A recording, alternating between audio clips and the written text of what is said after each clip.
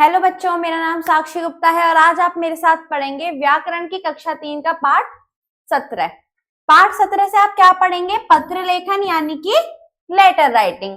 आइए जानते हैं ये होता क्या है। पत्र एक ऐसा साधन है जिसके द्वारा हम अपने विचार तथा समाचार दूसरों तक पहुंचाते हैं। पत्रों के माध्यम से विभिन्न कार्यों का संचालन सुगमता पूर्वक किया जा सकता है। पारिवारिक कुशलता का समाचार जानना हो, सरकारी विभाग को अपनी कोई शिकायत भेजनी हो या कहीं से कोई वस्तु मंगवानी हो, इन सबका साधन पत्र ही है। पत्र मुख्यतः 4 प्रकार के होते हैं: प्रार्थना पत्र, निजी पत्र, व्यावसायिक पत्र और सरकारी पत्र। पत्र लिखते समय निम्नलिखित बातों को ध्यान में रखना चाहिए। कौन कौन सी, आइए जानते हैं। पत्र लिखने से पूर्व यह निश्चित होना चाहिए कि पत्र किसे लिखना है और उसमें क्या लिखना है। दूसरी, जिसे पत्र लिखा जा रहा हो उसके संबंध और पद के अनुसार शिष्टाचार पूर्ण शब्दों का प्रयोग करना चाहिए। तीसरा, पत्र की भाषा सरल, सरस और प्रभावपूर्ण होनी चाहिए। चौथा, पत्र में अशिष्ट शब्दों का प्रयोग नहीं करना चाहिए।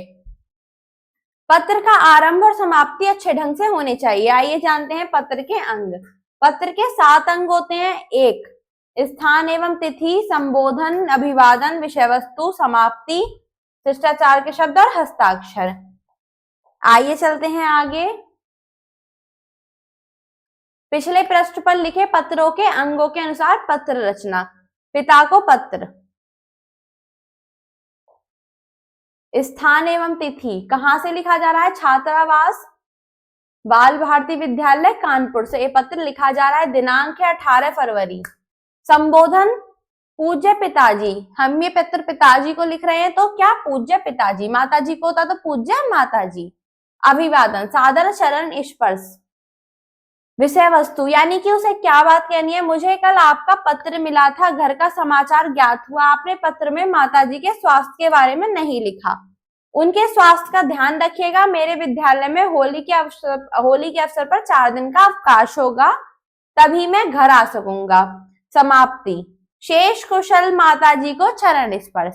शिष्टाचार के शब्द आपका आज्ञाकारी पुत्र और हस्ताक्षर विवेक।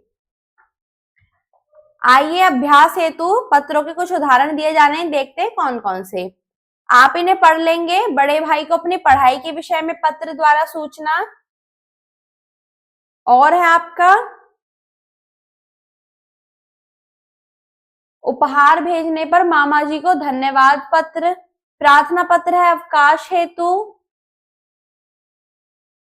ज्वर होने पर अवकाश हेतु प्रार्थना पत्र। ज्वर होता है बुखार होने पर अवकाश। विवाह समारोह में सम्मिलित होने हेतु अवकाश के लिए प्रार्थना पत्र।